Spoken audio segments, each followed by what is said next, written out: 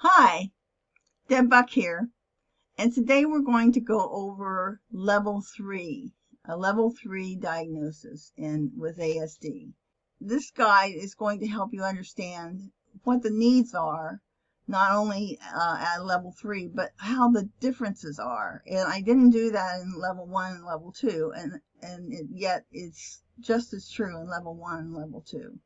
That you have to look at the individuals. But before we do, I just want to remind you to look in that description box underneath the video, because you're going to look at why does a child have meltdowns. And you can download that and look at the reasons that a child has sensory meltdowns. And that can be a tremendous help in changing the environment and the behavior. Also, I have a 15-minute discovery call. So that means that you can call me maybe after you see this video and have some questions. Schedule an appointment. You can call me. We can talk for 15 minutes. No obligation and no cost. And don't forget to subscribe, because if you subscribe, then you'll get to know about all the different videos that we have. If you click on the bell, then you'll also be able to see the notifications of when something new comes out. I try to do these about once a week. If you like it, remember to give me a thumbs up.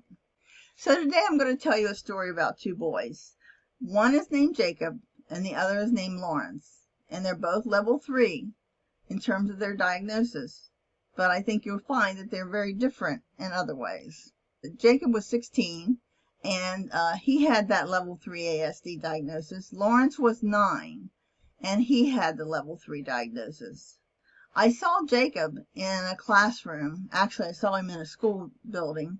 I met him at the bus. He had a reputation for having a propensity for violence.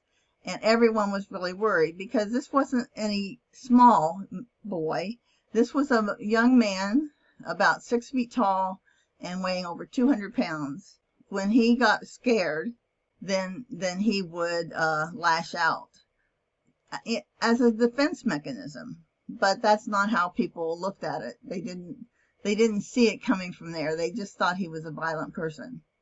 Lawrence, on the other hand, was quite the opposite. He's a very sweet young boy, 9 years old. I saw him in an evaluation setting, and he was really willing to work with me as long as I would allow him to flip a book. What he liked to do was take a book and just flip through all the pages like this.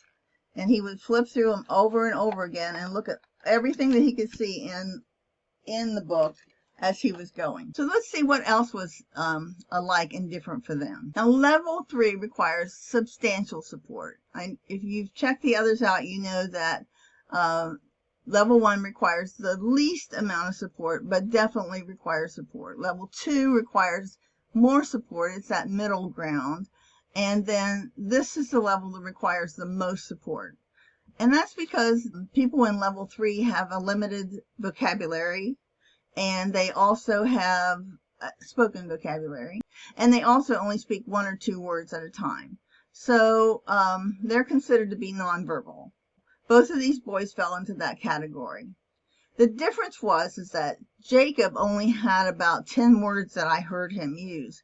Whereas, because I was doing some testing with Lawrence and using pictures, I was able to determine that he had at least a receptive vocabulary of many words. I was able to determine over 100, but I would guess it was more than that. And he used more words as we were talking. If I showed him a picture, he would use a word to describe something. Both were not social unless somebody approached them and they interacted with me in a cooperative way, rather than social interaction. And then they were both very rigid in their behavior. They knew what they wanted to do, and they didn't really want to move away from that and had to be redirected. Both boys had difficulty adapting to change, which can cause intense feelings. Now, we saw in Jacob that he had very intense feelings about change. He was in a new school, in a new building, with knowing absolutely no one there. So he had nothing going for him as far as having stability. And yet, by being with him and keeping him calm, he was able to maintain himself self-regulate, if you will, in terms of not resulting to violence. He was able to follow directions, and he used a lot of resistance. Instead of violence, he used resistance with me. He wouldn't go where I wanted him to go right away. Everything I wanted to do in terms of moving him from one place to another took 45 minutes to an hour. So that was his resistance was his defense mechanism. Whereas Lawrence, on the other hand, was easily redirected for a period of time. Then he would go back to his book and flipping the book. But he was willing to be redirected without a lot of hesitancy because he didn't have that level of anxiety. And they did both have the repetitive behaviors. Jacob tended to rock when he was feeling anxious, whereas Lawrence really liked flipping through the pages of a book. But you can see how different they were and how their needs might be very different. They might need someone with them almost all the time. But in terms of what their needs were, at 16, the support that Jacob needed was very fundamental in that he needed to have self-help skills and be able to help reduce his anxiety. Whereas for Lawrence, who had a strong support system, he just needed to be exposed to more and more information, as well as given self-help skills. So what I want you to realize is that you can't predict the unique details in a personality or in behavior or even in intellectual ability. What you have to do is look at each child individually to determine what their needs and their supports are, and also, more importantly, what their strengths are.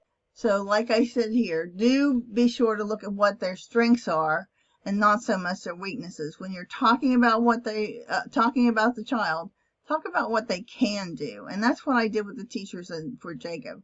Once they realized that it was his anxiety, they were able to address it very differently than if they were just being afraid and defensive themselves. So just expect more than you can see. Don't forget to subscribe, hit that bell, and give me a thumbs up if you like this video.